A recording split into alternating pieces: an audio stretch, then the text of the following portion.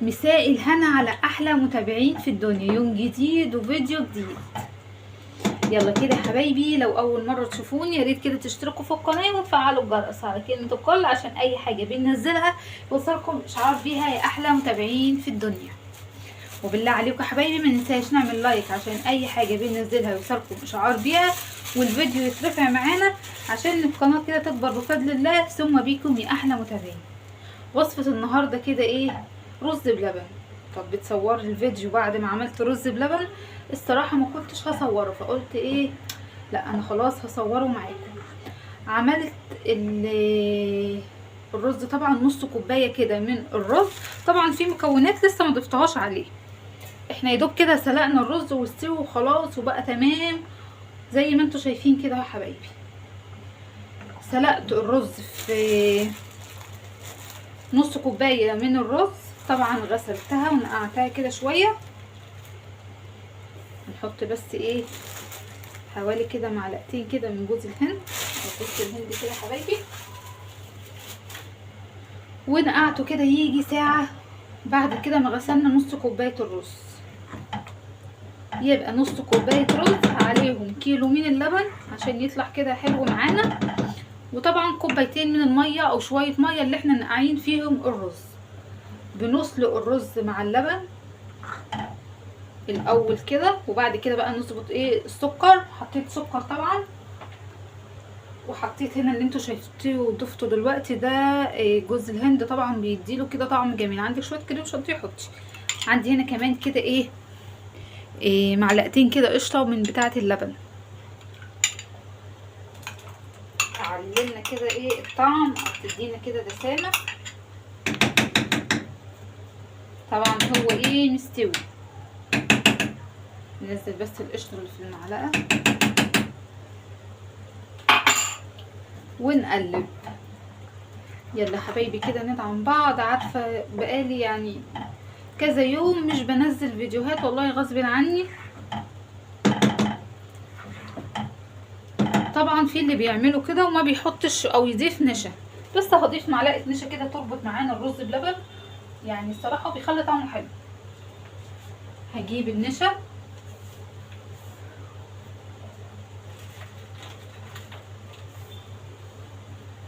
وهجيب الفانيليا، نصف الطبق اللي كان فيه القشطه ده، ونجيب كوبايه اي حاجه يعني المتوفر عندنا. نجيب طبق تاني في شويه كده من الميه. دي طبق اهو، وهجيب معلقه نشا تربط معانا. بسم الله الرحمن الرحيم. هندوبهم. طبعا الميه ساقعه، لو حطيناه كده سخن هيكتل معانا.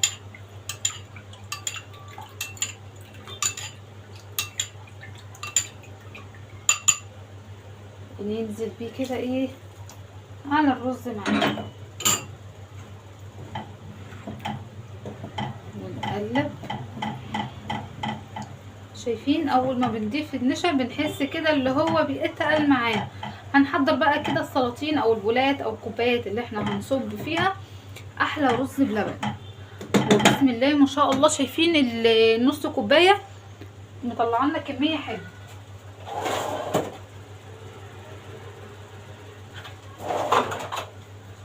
طيب بقى يا حبايبي بالله عليكم ادعموني بقى كده ايه بلايك. طبعا صورت بعد ما عملت الوصفه بس شرحتها هي. الرز بلبن الكريمي الجميل. طبعا اول كده ما يعمل بصوا اللي هي اما يغلي كده معانا عشان النشا طبعا يستوي في الرز.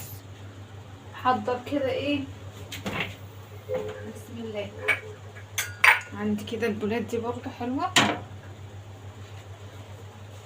ممكن في كوبايات صغيره برضو زي ما انتوا عايزين وزي ما تحبوا، تبقى برضو شكلها حلو.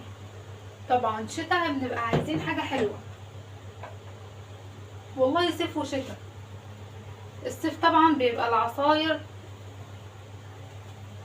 بحب برضو اعمل في الكوبايه دي برضو، بتبقى جميله جدا. هنشوف بقى نص الكوبايه، نص كوبايه الرز هتطلع لنا كميه قد ايه. طبعا سكره مظبوط ودقته. نعلي بس كده النار شويه. احلى رز بلبن كريمي. بصوا الجمال، بصوا الحلاوه. عندي كمان في ناقص الفانيليا، رشه فانيليا كده حلوه تدينا ريحه جميله. ممكن تحطوا ميه ورد، ميه زهر، زي ما تحبوا. ضفت الفانيليا، الريحه بصوا في منتهى الجمال. بس كده خلاص، رز بلبن جهز معانا. هنفضيه بقى ايه، ناخد كده من الجناب برضو.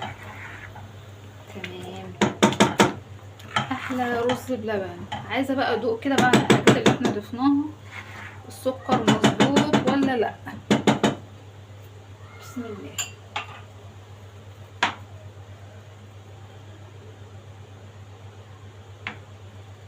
طبعا سخن. بسم الله الرحمن الرحيم.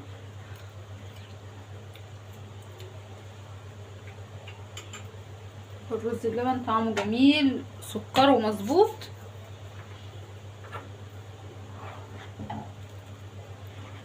هناخد بقى واحنا بناخد كده ايه، نقلب كده ايه من فوق لتحت.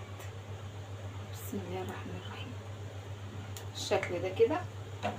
وادي برضو في الكوبايه اهي عشان تشوفوا ما شاء الله الشكل اللي انتوا شايفين ده كده يا حبايبي. الكوبايه دي مكسوره، فايه هنشيلها بس نفضيها هنا عشان مكسوره، عشان ما تعورناش.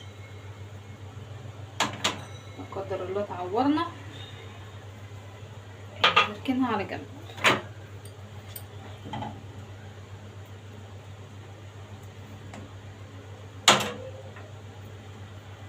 لايك يا حبايبي بالله عليكم. بصب بقى بقيه الكميه معايا. بصوا بقى كده يا حبايبي اهوت، بعد ايه ما صبيته في الكوبايات معايا والبولات الصغيره اللي هي الستانلس دي. حابين بقى عندكم اي حاجه كده تزينوا بيها زينوا، مش حابين خلاص انا مش هزين على كله. اهو حاجه بسيطه كده من الفواكه المجففه، عشان الاطفال بس ايه تحب الحاجات دي، او بتحب الالوان الجميله دي برضو. وكمان بتتباع كمان مش غاليه، تدينا شكل بس كده زي ما انتوا شايفين. حط بس على نص الكميه، والنص التاني برضو هسيبه ساده.